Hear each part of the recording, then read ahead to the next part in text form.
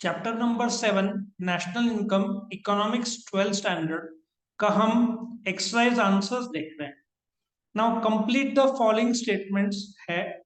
तुमको स्टेटमेंट दिया है, चार ऑप्शन दिए हैं, तुमको एक सिलेक्ट करना है एमसीक्यू की तरह। पहला, while estimating national income we include only value of final goods and services in order to A. Make computation easier. Avoid double counting. C. Maximum national welfare of the people. D. Evaluate the total economic performance of a nation. If you check out value of final, for example, तुम Maruti company का car लेते हो, ठीक है। Maruti company ने अब तक 2.5 crore car बेचे हैं, 16 मॉडल्स है, साल में 15 लाख गाड़ियां बेचता है मारुति। सो तुमने मारुति कार जो है ना, ये ले लिया, ठीक है ना, गाड़ी है ये।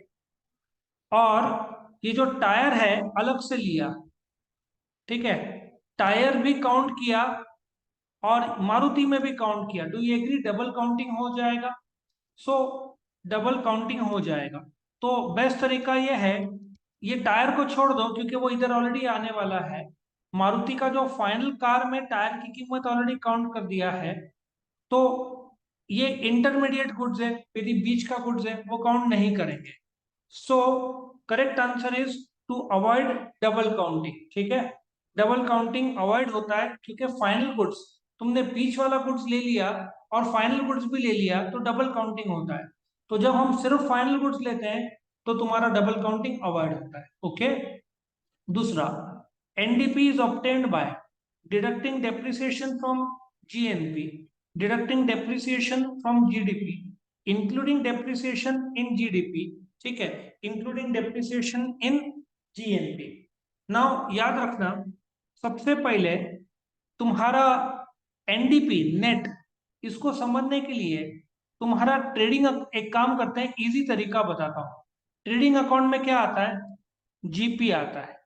प्रॉफिट एंड लॉस में क्या आता है? नेट प्रॉफिट आता है।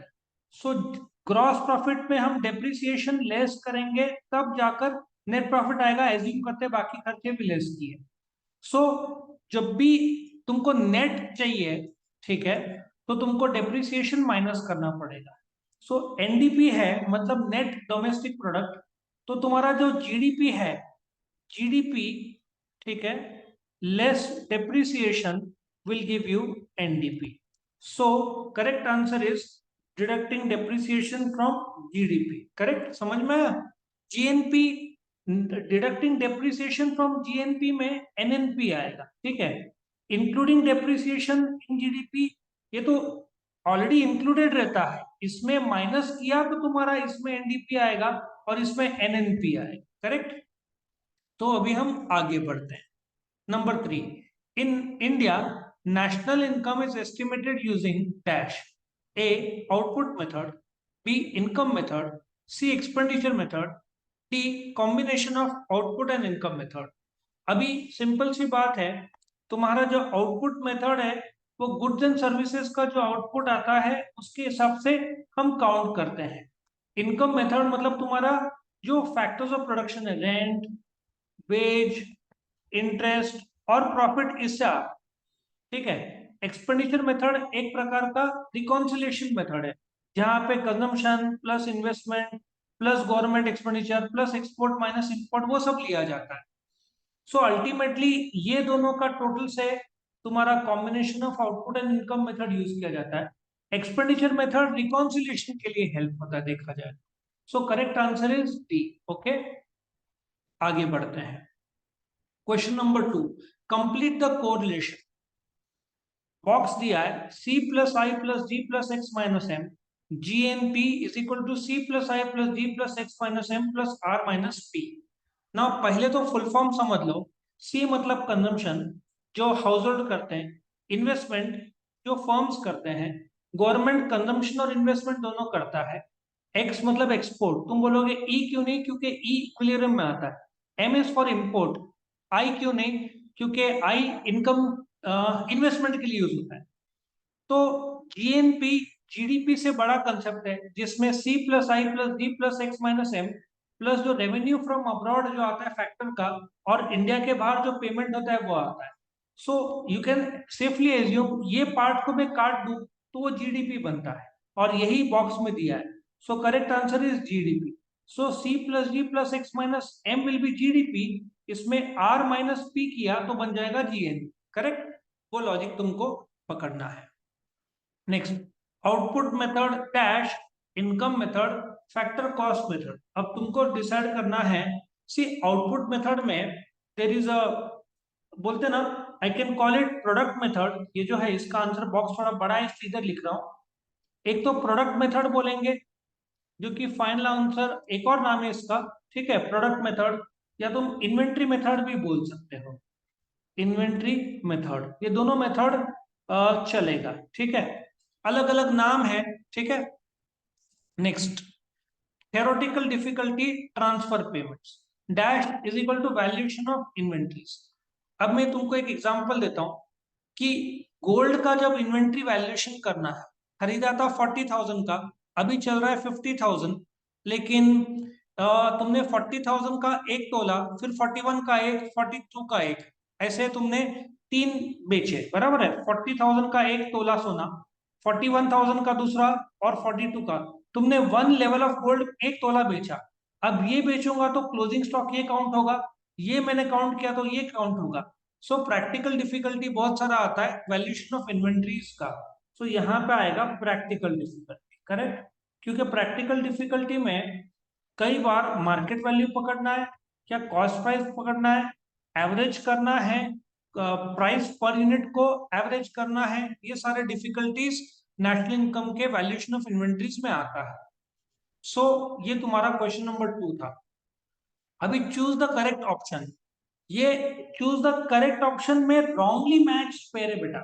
करेक्ट ऑप्शन में क्या होता है, if you check out this part, ठीक है, दिस पार्ट में तुम्हारा नेशनल इनकम कमिटी 1949 को सेट हुआ था, तो तुम इसको करेक्ट बोलोगे। सो देखा जाए तो 1949 को ही सेटअप हुआ था।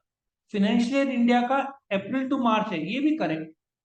Income method national income rent plus wage, ये भी एक्चुअली इनकम मतलब क्या, जो फैक्टर्स ऑफ प्रोडक्शन इनकम कमाते हैं, ठीक है ना, rent from land, wages from labour, interest from capital, profit from business, plus mix income plus net income, ये भी बराबर है।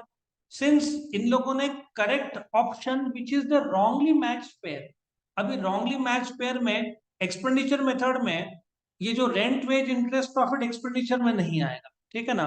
तुम्हारा C plus I plus G plus X minus M वो फॉर्मूला है। सो ये रॉन्गली पेयर है। So the correct answer is 4D, क्योंकि इन लोगों ने दे हैव आस्क्ड कि पूछा है रॉन्ग रॉन्ग पेयर कौन सा है। एबीसी का जो पेयर है ये राइट है, ये भी राइट है, ये भी राइट है। सो ये जो पेयर है ये रॉन्ग है, correct. So therefore D answer is the wrong pair. तो यहां पे मैंने लिख लिया। ये बहुत इंटरेस्टिंग कंसेप्ट है, which is identify and explain the following concepts. तो एक एक करके देखते हैं। Vrinda receives monthly pension of ₹5,000 from the state government. अब तुमको समझना ये होगा, पेंशन वृंदा का वृंदा को दिया जा रहा है। अब पेंशन है मतलब हो सकता है वो रिटायर्ड हो गई हो, तो गवर्नमेंट को उससे कोई सर्विस मिल रहा है, answer is no. Since one sided payment है, सामने वाले से कुछ काम नहीं आ रहा है, so correct word we will use is transfer payment, correct. So यहाँ पे आएगा ट्रांसफर पेमेंट। जो pension is always transfer payment. Transfer payment उसको बोलते हैं जिसमें हमने पेमेंट किया है बट हम लोग को सर्विस नहीं मिल रहा है सामने से। Second number, Viru kept aside 100 kgs out of 500 kgs of wheat production in his farm for the family. So technical भाषा में वीरू का अपना फार्म में 500 किलो का अनाज आया, गेहूं आया, उसमें से तुम मध्य प्रदेश साइड जाओगे ना, गेहूं तुमको अच्छे क्वालिटी का मिलेगा, उसमें से 100 किलो का गेहूं उसने खुद के लिए रख दिया। सो सिंपल सा है, दिस इज सेल्फ कंजम्पशन, खुद के लिए उसने निकाला। क्वेश्चन ये है, सेल्फ कंजम्पशन नेशनल इनकम में काउंट करेंगे? 100% यस, क्योंकि आउटपुट आया है ना। बस एक एक्स्ट्रा नॉलेज के लिए मैं बता रहा हूँ कि भले ही उसने, सो तुम्हारे नेशनल इनकम में 500 माइनस 100 400 नहीं आएगा, पूरा 500 किलो आएगा, correct. Number 3, Sheetal purchased wheat flour for a bakery from the flour mill. अभी क्या होता है, शीतल ने गेहूं का जो आटा है बेकरी से खरीदा फ्रॉम द फ्लोर मिल। अभी जो फ्लोर मिल है, ठीक है, ये देखा जाए तो फाइनल जो गुड्स है उसका पहले का स्टेप, ठीक है ना। सो इसको इंटरमीडिएट गुड्स बोलेंगे। इंटरमीडिएट गुड्स वो है जिसका मार्केट वैल्यू निकाला जा सकता है, लेकिन उसको फर्दर यूज करने वाले हो सकता है कि वो वीट ब्रेड मतलब गेहूं का ब्रेड बनाने के लिए उसने लिया हो। लेकिन आटा भी नेशनल इनकम में काउंट हो सकता है, लेकिन नहीं करके आटे को वीट ब्रेड में डाल के फिर गेहूं का ब्रेड को काउंट करेंगे। So this is intermediate goods. So final goods ये है तुम्हारा, ठीक है, ये फाइनल गुड्स है और ये इंटरमीडिएट गुड्स है, करेक्ट।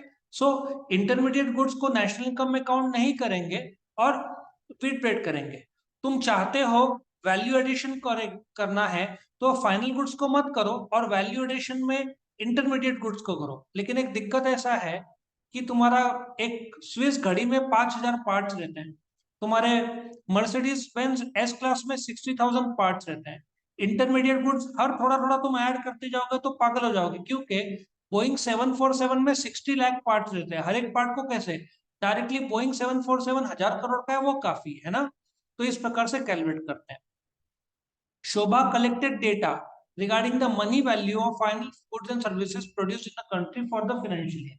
भाई ये तो इन लोगों ने चैप्टर का नाम ही बोल दिया, क्योंकि जब फाइनल गुड्स एंड सर्विसेज की बात करते हैं मनी का, तो that is nothing but national income. उसको क्या बोलेंगे, national income. Rajendra has a total stock of 500 gel pens in his shop, which includes 200 gel pens produced in the previous financial year। अब सिंपल सी बात है, इस साल 300 प्रोड्यूस हुआ है और 200 जो उसके पास स्टॉक में ऑलरेडी पड़ा हुआ है, टेक्निकल भाषा में उसको हम इन्वेंट्री बोलेंगे, ठीक है। So this will be called as inventory. तो यहां पे explain, identify and explain the concepts मैंने तुमको बता दिया। सो देखते हैं इधर, state with reasons whether you agree or disagree. There are many theoretical difficulties in the measurement of national income. The answer is yes. ठीक है, अब if you go to the book, यहाँ पे इन लोगों ने एक लिस्ट दिया है डिफिकल्टीज जो फेस होता है। जो कंसेप्चुअल डिफिकल्टीज, ये तुम्हारा थियोरेटिकल डिफिकल्टीज है। Transfer payment, illegal income, unpaid services, production for self consumption, इसका हिसाब कैसे करें। तो therefore there are many theoretical difficulties की जो फार्मर खुद काउंट कर कंज्यूम करता है, काउंट करना है नहीं करना है करते हैं। लेकिन गवर्नमेंट ने पेंशन दिया, उसमें तो रिटर्न सर्विस नहीं मिला तो काउंट करेंगे नहीं, क्योंकि वो ट्रांसफर पेमेंट है। ऐसे दिक्कतें आते हैं। Under output method value added approach is used to avoid double counting. Now if supposedly तुम्हारा गुड्स ए बी सी और डी हम यूज करेंगे, ठीक है। सो डबल काउंटिंग के लिए, ठीक है, वैल्यू एडेड अप्रोच क्या होता है, तुम ए को काउंट करो, बी का वैल्यू एडिशन काउंट करो, सी का काउंट करो, डी का काउंट करो तो भी चलेगा। चारों स्टेप काउंट करोगे तो फाइनल गुड्स मत करना, ठीक है ना। तो वैल्यू एडेड अप्रोच से क्या होगा, डबल काउंटिंग नहीं होगा। या तो फिर चारों काउंट मत करो, फाइनल गुड्स करो, ठीक है। सो इसका आंसर वैसे तो एग्री है, लेकिन ये एक तरीका ऐसा भी है कि वैल्यू एडेड अप्रोच को छोड़ दो, फाइनल गुड्स काउंट करो, वो भी एक तरीका फेयर है। या फाइनल गुड्स मत करो और वैल्यू एडेड करो। हर एक वैल्यू जो जुड़ता है प्रोडक्ट बनने में लास्ट तक, उसमें जो भी वैल्यू नया एडिशन होता है वो ऐड करो। सो वैल्यू एडेड मेथड भी एक प्रकार का टेक्निक है जिससे डबल काउंटिंग अवॉइड किया जा सकता है। सो इस प्रकार से तुम्हारा चैप्टर नंबर 7 नेशनल इनकम का एक्सरसाइज का आंसर्स खत्म होता है। Thank you for watching.